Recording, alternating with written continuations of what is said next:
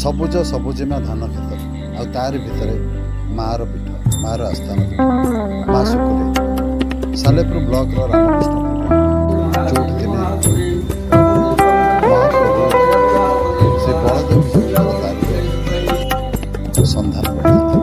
ସେଇ ରାମକୃଷ୍ଣ ସେଇଠି ମା ସୁକୁଲିଙ୍କ ପୀଠ। ଆସନ୍ତୁ ଥରେ ମାଆର ସାନ୍ନିଧ୍ୟ ଲାଭ କରନ୍ତୁ। ମା